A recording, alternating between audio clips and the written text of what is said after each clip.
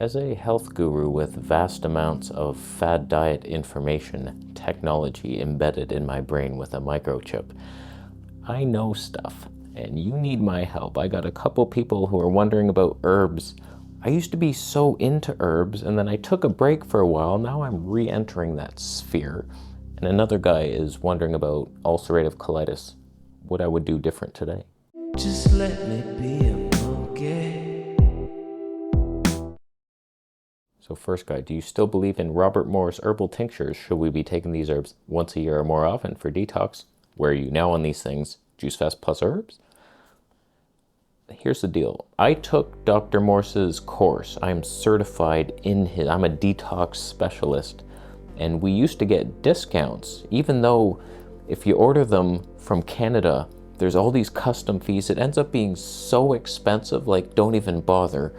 But like with the discount, it was somewhat viable. He took that away. Now it's not at all viable, but he has the best formulas. So I always just try to replicate them myself. I'll go to his site and see, okay, adrenal gland tincture, what's in that? And then I'll go buy all the herbs myself, create my own tincture.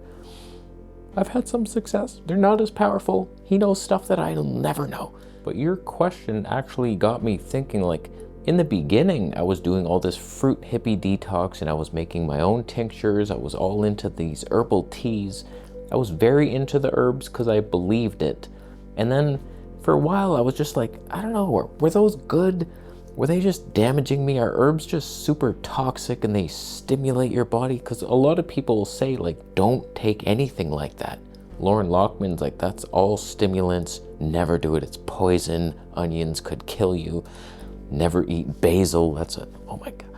Like, some people take a little too far in my opinion, but so like for a while took a break and now I'm re-entering the herbal world because I had an intuition the other day and it told me you need these 3 herbs. Literally, it was just like slippery elm, marshmallow root, licorice root.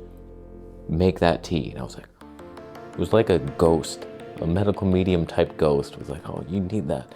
And it would just benefit me so much. Like those 3 herbs, very calming. Slippery elm soothes the digest. Listen to this. I call it slime for slippery elm, licorice, marshmallow, SLM. Here's how to make slime. You boil about 2 cups of water and then you're just adding some loose herbs. You don't need a powder or anything, just slippery elm, marshmallow root, and licorice in various amounts. I don't know, I just grab some and throw it in there. You add water, boom, just let that sit for at least 20 minutes or so. Then you strain that out and you have this kind of mucilaginous healing liquid that coats your gut and helps you. It cools fire. A lot of people like me just suffer with this, Ayurvedic would call it pitta, heat, too much fire. And these type of herbs are just calming. You have to be careful with herbs. Someone just took ashwagandha. They heard it was good online. They had heart arrhythmia, erectile mishaps. So like you can't just take whatever herb you think. You research something, it's like, oh, that's a good herb. Okay, I'll take it. It's a superfood. And then like it aggravates your condition because some are just too hot. There's all these hot herbs, like ashwagandha sounds great. It heals the adrenals, but it's hot. And if you're suffering from a heat condition, if you have redness in your face, that's heat, it's anger. You can't take it, man. Ulcerative colitis, all these things, arthritis, it's like you have fire symptoms and you're gonna take the hottest fire herb. You can't put out fire with fire. So really you should go see an herbalist because they know these things. They know the balance of what herbs do what and who can handle what. Whereas like people like me, we just research on the internet, oh, that's a good herb for this. And then we get in trouble and then we have all these symptoms and we don't know what's causing it. And then, oh wow, it was the herb, but you didn't know which one because you decided to take like 10 herbs at a time. And it's like, oh, here's my mix, just like I just did for you, 3 herbs. One of them could F you hard and you'll never know which one it was. So I like to be cautious and try one new thing at a time. I can't tell you how many times I have added maybe 2 or 3 different things to my diet. And then all of a sudden I'm getting acne or something and I'm just like, what caused it? Just recently I was doing that. Like It was the tomatoes and oatmeal, and I was like, started to get zits, and I'm like, what is it now? Was it the nightshades? Was it the fact that oatmeal's not raw at all? Is it too fatty? So like, just go slow. That's why I'm very happy to have my base diet that cools everything down, buckwheat based. It's boring as hell, but it's somewhat tolerable. And then you heal, and then you try little things like, is oatmeal good? No. Tomatoes? How? Like, you'll get there. The answer is yes, I believe in herbs, but you have to know what you're doing. Go cautiously, do a lot of research, look into it. Are they heat causing? Do they cool you down? Are they wet? Are they drying? Like, there's all these different balancing factors that herbs have. They're amazing. I've seen a lot of good stories, and I feel like slippery elm is my friend. Just be careful.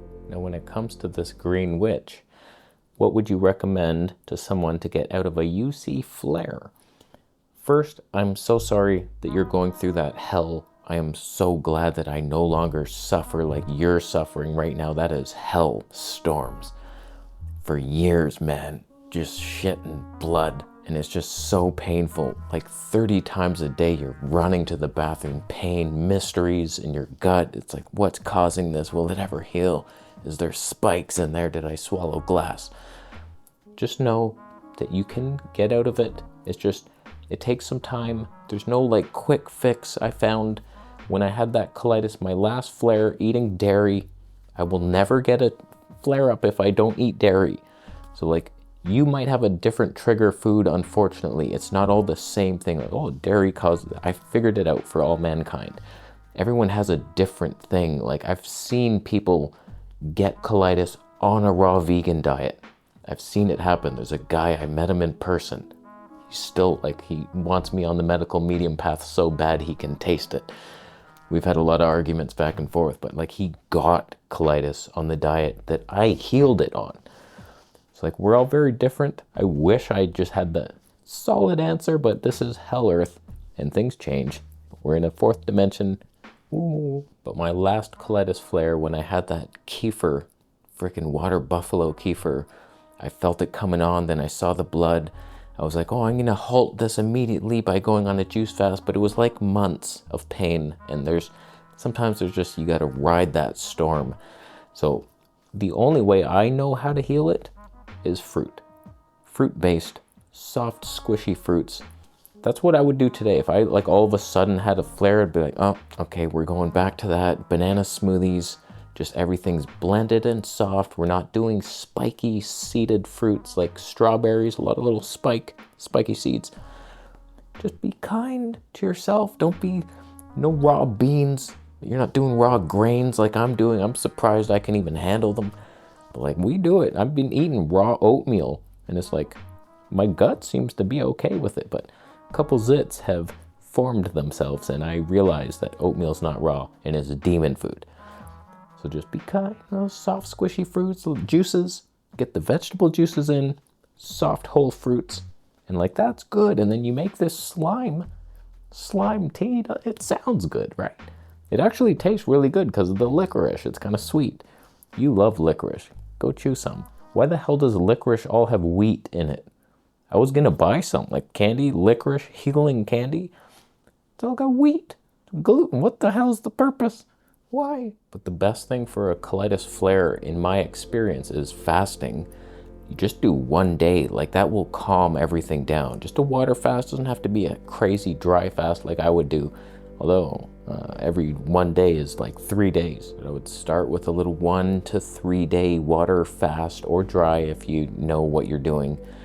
And then like, you're breaking it with that slime, herb, and fruits and vegetable juices. Like, just calm things down, detox your colon. Don't worry about probiotics and all that stuff. That's hippie stuff that doesn't really work. But that's what I would do personally, and just see the light at the end of the tunnel. You're in hell right now. You would see that as, oh my God, this will never end. Just picture it in your mind.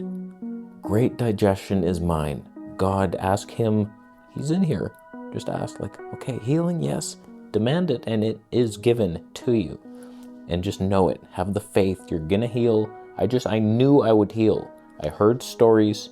People are like, yeah, this works 99% of the time. I'm like, that's got to be me. I'm not the 1% that it's not going to work on. So I just stuck with that. I know I'm going to heal. And that has to be your mindset. Don't be paying attention to every little zit that comes up and say, oh, I'm ugly. I have zits. I'm a zit boy. Just know, perfect skin will be mine one day. That's your goal as well as mine. So I was like, just have that positivity, and that might matter more than any diet, really. It's just the mindset, knowing you're going to succeed. Don't doubt yourself. The only disease is doubt. Fear and doubt. They're the opposite of faith. Don't go down that demon hole. See the right side up there. So I've helped you all so much. And you're welcome, of course. Herbs are good. Colitis can be healed. I've done it. Don't ban me, YouTube. I did it. I'm just talking about my story. And it's a real story. I'm a real boy. How you doing? You thumbing up the video? That's nice.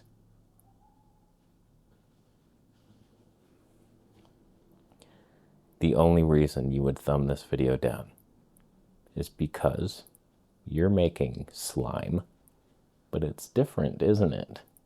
It's not so accepted. You're boiling slugs because they're slimy. That's not going to heal you.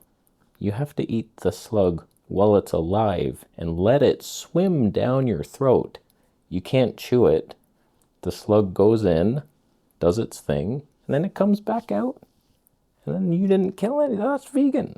That's a vegan diet right there. Slugs. Try it. You might die. They will choke off your esophagus.